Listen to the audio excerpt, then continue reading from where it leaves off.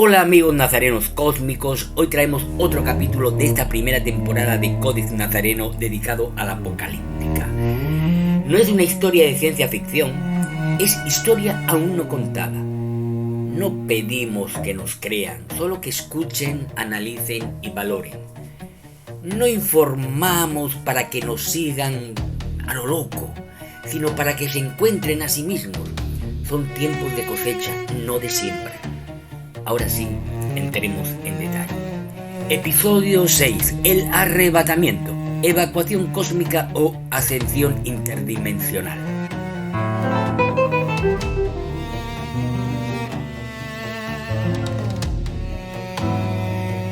La sociedad que vivirá el apocalipsis tras el engaño global y final, tras ese intento fallido por volver a narcotizar a las conciencias humanas del germen del mal, con un mundo tecnológico sin igual y una falsa unión en un gobierno mundial único, con varias cabezas, esta sociedad, decimos, verá el gran rescate, el momento esperado por muchos que han comprendido el juego diabólico del poder humano aliado a Dios y del que Jesús de Nazaret dejó dicho. Introducción. El protocolo de salida. El engaño global no dio resultado. Los ciudadanos comenzaron a percatarse que seguían siendo utilizados como esclavos por estructuras económicas que, tras la cortina de humo de un consumismo desmedido, solo estaban ocultando la realidad. El mundo seguía siendo una cárcel.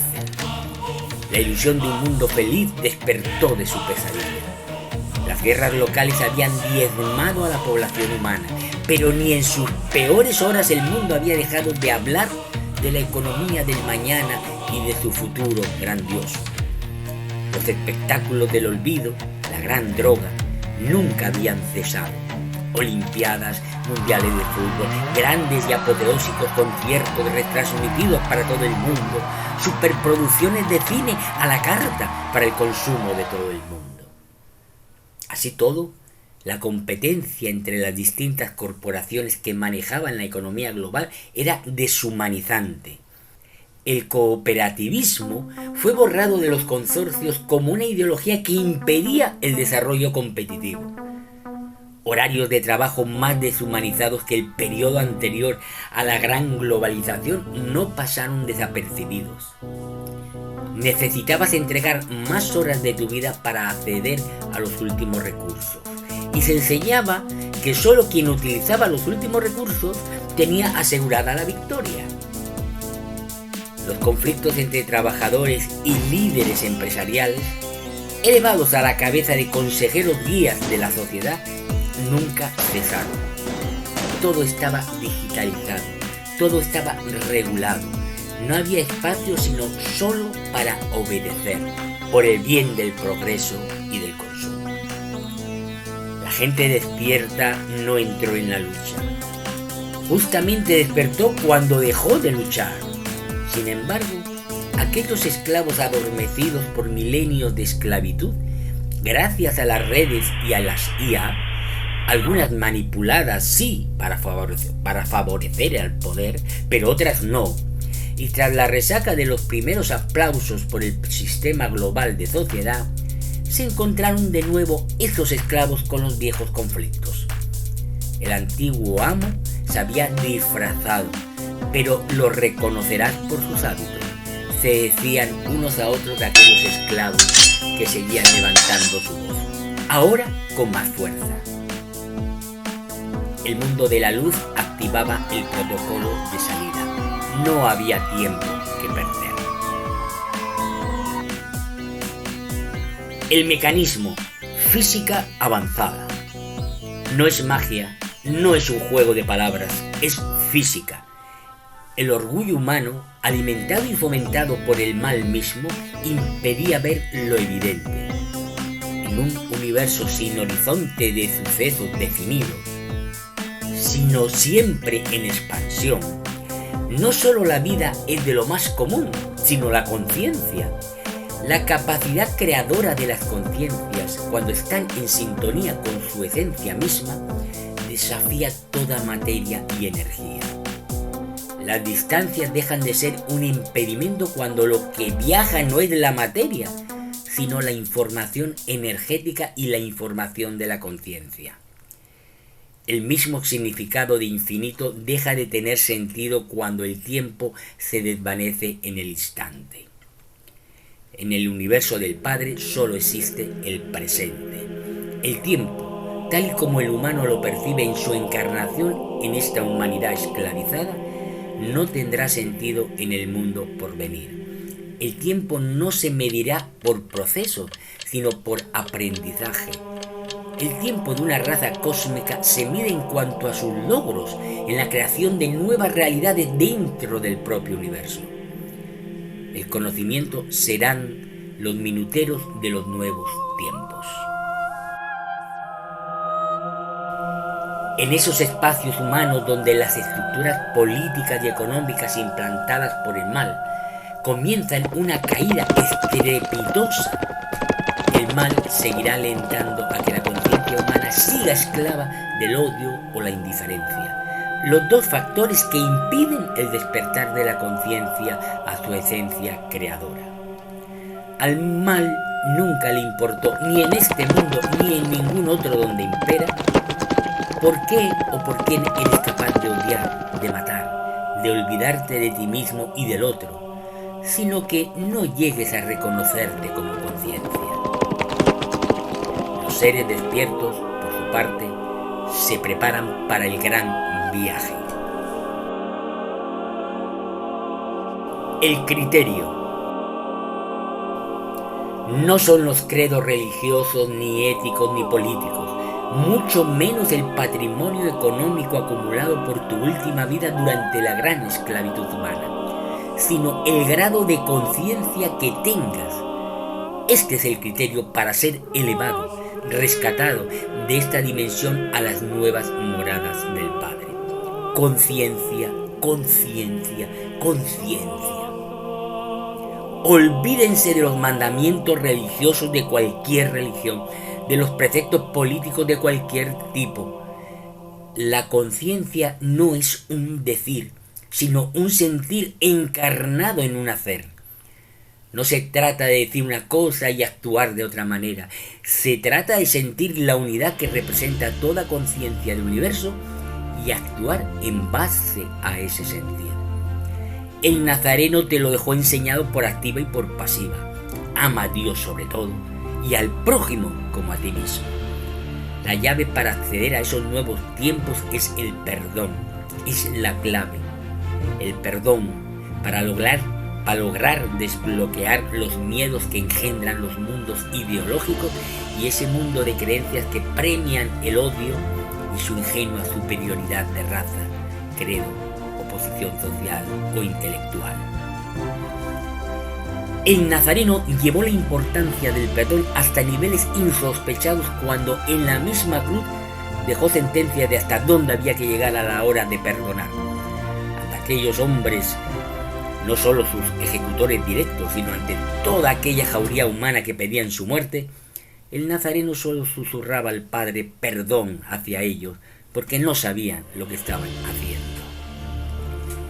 El criterio de la conciencia no solo es un contenido mental, es una frecuencia detectable. El patrón de frecuencia cerebral de una conciencia despierta es completamente diferente a los patrones cerebrales de los hundidos en el mundo del mal, de las ideologías, de las creencias fallidas. Conciencia, energía y materia pueden leerse en patrones de ondas distintas e intercambiables. Un poco de historia. El ser humano, desde su inserción entre las formas de vida con conciencia que pueblan el universo, siempre ha estado monitoreado por sus creadores, esas huestes del Padre que eligieron al primate adecuado y en los tiempos geológicos adecuados de este planeta azul. A lo largo de este monitoreo, los seres humanos fueron no solo guiados, sino estudiados, pues como toda forma de vida con conciencia incipiente, debía ser vigilada para ver su evolución mental hacia su autodescubrimiento de la conciencia que se les implantó. Ese despertar hacia la conciencia de sí mismo era un tiempo íntimo de cada ser humano, pero también había un tiempo para el conjunto humano para que lograse entrar en el reino de las conciencias del Padre e ingresar, por decirlo de una manera bastante poética y entendible, al club de los poetas del universo. En todas las anteriores humanidades nunca se había logrado alcanzar esa meta. Muchos lograban pasar la prueba a nivel individual, pero el conjunto no. En esta humanidad se está dando el número mínimo necesario para dar ese salto de conciencia que lleve a las almas humanas a ser parte de las conciencias del Padre. El universo, el horizonte de sucesos de esta partecita pequeña del universo, tendrá una nueva forma de conciencia, el hombre. Su característica principal es que actúan en base al amor. Una conciencia que actúa en base al amor es capaz de expandir el universo de una manera insospechada por aquellas otras conciencias que solo actúan en base a una razón consciente. Pero esto es otra historia. ¿Les suena a ciencia ficción? Pues esperen que viene lo mejor. La extracción. Entonces estarán dos en el campo, el uno será tomado y el otro será dejado. Dos mujeres estarán moliendo en un molino, la una será tomada y la otra será dejada. Estas son expresiones rescatadas del conocido como pequeño Apocalipsis de Jesús, en los evangelios de Marcos y sus paralelos en Mateo y Lucas. El término de extracción está muy en boga últimamente entre esas operaciones militares en las que en alguna operación de rescate o de captura, un grupo de élite entra a un espacio y se llevan a su objetivo para que vuelva con su familia o sea juzgado por delitos cometidos. Si somos capaces de entender este concepto, ¿de qué se pueden extrañar cuando hablamos de fuerzas cósmicas ayudando a aquellos elegidos entre los hombres para comenzar otra historia humana? Sí, elegido, aquella cepa original del Padre que fue contaminada por las huestes del mal a través de una mutación genética. Pero esto es otra historia que ya hemos contado parcialmente en otro episodio. Lo importante a retener en el día de hoy y en este apartado es que sí, los elegidos los hay, pero no serán los que profesen un credo concreto, que no esperen los católicos, apostólicos y romanos tener asegurado un viaje hacia su nueva morada solo por el hecho de haber tenido el privilegio de conocer la historia de Jesús de Nazaret, mucho menos por haber seguido las directrices de una iglesia muy alejada de su raíz, sino que los elegidos serán aquellos con una determinada conciencia, una conciencia en consonancia a un modo vibratorio determinado. El mal, como el bien, tiene sonido, tiene frecuencia y son medibles, detectables. Las ondas nos definen. En ellas están guardadas toda la historia que somos, toda la información que vamos siendo. Conclusión. El destino, la nueva Jerusalén. La extracción es un plan de liberación para rescatar a los elegidos de las huestes del mal, quienes la mayor parte verán con incredulidad sin comprender lo que está pasando. ¿Y hacia dónde serán extraídos? ¿Y qué pasará después? La primera parada de aquellos rescatados serán las naves nodrizas destinadas para ellos. Ciencia ficción. ¿Cómo imaginan los cielos, los infiernos, a los ángeles? ¿Acaso ya no hay conocimiento suficiente en el ambiente humano para distinguir materia, energía y conciencia? ¿Acaso no hay suficiente conocimiento humano para entender los distintos estados de la materia, energía y conciencia? No son tiempos de siembra, sino de cosecha. Pero, ¿qué pasa con los que quedan? ¿Qué pasa con los que despiertan a última hora? Como aquel crucificado que le pidió a Jesús que se acordara de él en su reino. De esto hablaremos en el próximo capítulo, el juicio. Hasta entonces, queridos y respetados amigos de Nazarenos Cósmicos, nos despedimos. Paz y bien.